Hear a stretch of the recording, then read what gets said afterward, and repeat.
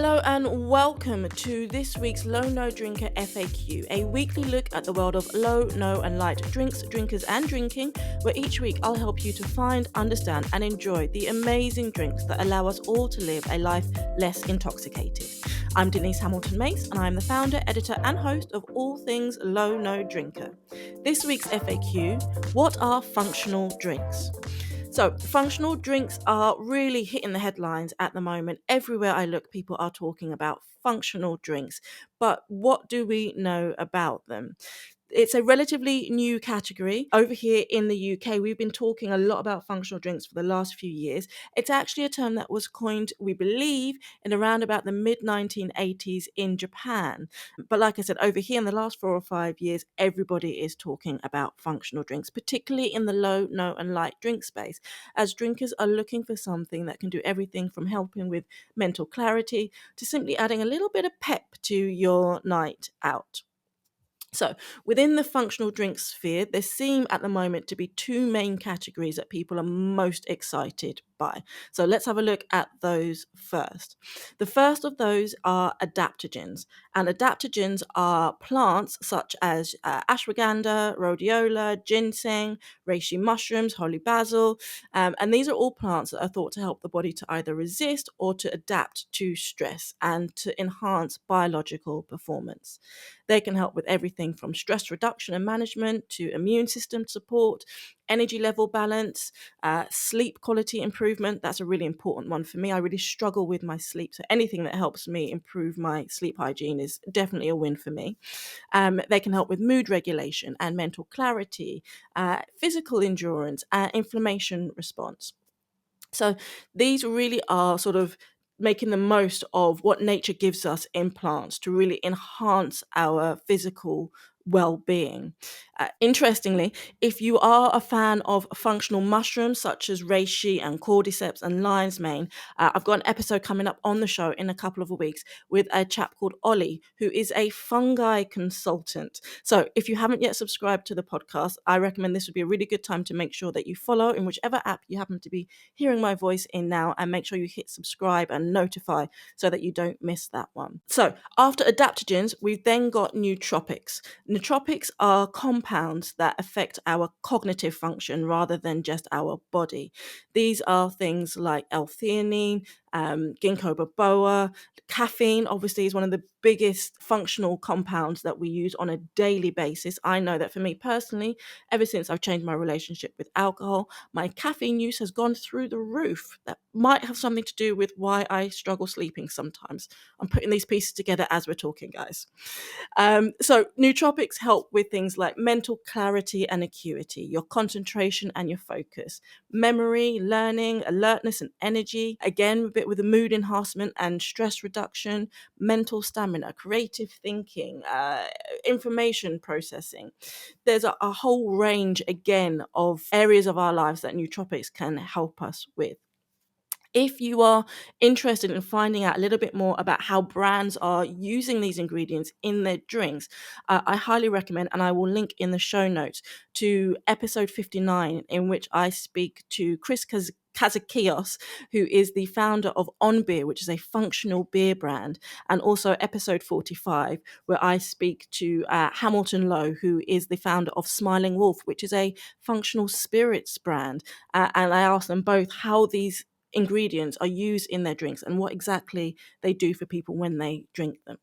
Okay, so that was adaptogens and nootropics, but those aren't the only two categories of functional beverages. In fact, one of the categories that we are most used to using and seeing is actually those little prebiotic drinks that you get in the supermarket. Do you remember they were huge? They were on the TV all the time a few years ago, that help you with your gut health. So those are a functional beverage. You've then got drinks that contain things like electrolytes for hydration, often used by athletes and people who like working out and running and all that sort of stuff. Other drinks might contain things like antioxidants to help with cellular health. So really, they run the gamut of anything that happens in your body. There's likely to be a functional beverage out there somewhere that contains an ingredient that will help make that better or repair it or enhance it in some way, shape or form.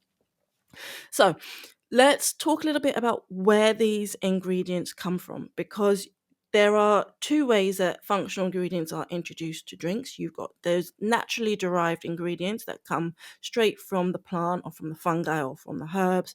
For example, that's things like green tea, we mentioned the mushrooms and ashwagandha root. And then there's also synthetic ingredients. So some brands will use synthetic functional ingredients that have been created in labs. These are versions of the natural compound, such as you can get synthetic caffeines and artificial vitamins and that sort of thing. Just because it's synthetic, it doesn't necessarily mean it's bad for you. I know we put a lot of focus and attention on natural ingredients in a lot of the things that we consume, and rightly so. Using what nature gives us is often the best route for a lot of people.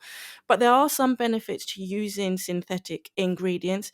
For example, when we use naturally grown ingredients, it's very hard to control things like the potency of them, the harvesting of them. They can be more expensive because they require more intervention to make each batch as close as possible to the previous one. Whereas in your synthetic ingredients, we do have a lot more control. We can control things like the consistent potency of it. We can make them more or less concentrated depending on what it is that people need and are looking for. So it really does depend on what you prefer and what you're looking for. Some synthetic versions can be chemically very, very close, if not identical, to natural ones. Now, this is not an area that I am an expert in. So what I would say is this is something that you will need to research for yourself. Read the ingredients label, make sure you're comfortable with what's in the drink and how it's been processed and how it got there. The other point of awareness that I would add to functional drinks is that we need to make sure that when we're using these drinks, we do it with a little bit of a reality check in mind. Functional beverages are not magic solutions, okay? I remember not long after I had my first child, we were having our kitchen redone. My baby was only a few weeks old. I was absolutely exhausted. And I was living for some time off a diet of toast, Snickers, and Lucozade. Now, despite all the obvious things that are wrong with that, if I had then started drinking a concoction of various adaptogenic and nootropic drinks, I doubt that I would have seen any major gains in either my mental acuity or my alertness or my energy levels. You can't fix what's wrong with you just by going ahead and adding in a few adaptogenic ingredients here or there and the odd nootropic shot here and there. Okay.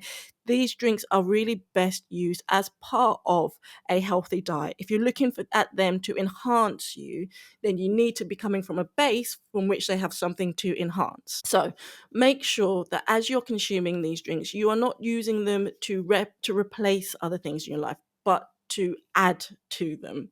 And the other thing to bear in mind is that these effects are going to vary person by person. One of the notes that Chris made when we were speaking about on beer is that he found that people who had come to his drinks from a background of heavy alcohol use would feel less of an impact from the ingredients than those who maybe hadn't drunk as much in the past.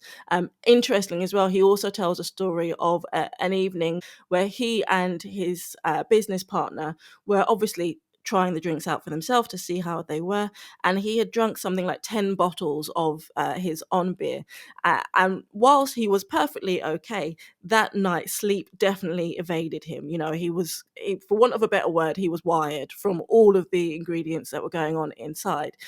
Didn't do him any harm. He was absolutely fine the next day, but it just goes to show that these drinks, you can overdo it on them. Okay, you can drink too much, you can have too much of a good thing, and B, the impact of it will change person by person. The other note of warning I would say is that make sure that if you are on any other medication, that you check with your doctors before you go down a path of supplementing what you're taking for nootropic or adaptogenic ingredients, and making sure that whatever it is that you're consuming will work in tandem with whatever medication that you might be on. Okay, I'm not a doctor. I can't give medical advice. I'm not suggesting that you start taking nootropic or adaptogenic drinks in place of any medication that you might have. So do make sure you go and speak to someone who knows far more about these things than I do. So if you do decide that you want to give functional beverages a go, or you're already sort of dipping your toes into it, a few tips that I think would help you get the most out of it is to start with a small amount first. Whatever it is, make sure you read the producer's instructions and their recommended daily allowances and their best serve suggestions, and take it as they suggest that you take it. Okay, like I said, you can overdo it. The other thing I would say is to monitor your personal response. Make a note of how you're feeling. What were you doing when you took it? How much had you eaten? How much had you had to drink? How did it make you feel? How did you feel the next day when you woke up? Make sure that you're aware of how it's impacting you. And maybe, you might find that this type of drink isn't the right one for you, so you want to go and try something else. The good news is that there are so many brands out there now who are working with functional ingredients to create amazing drinks for us, whether you want to find them in non-alcoholic beers, spirits, cocktails.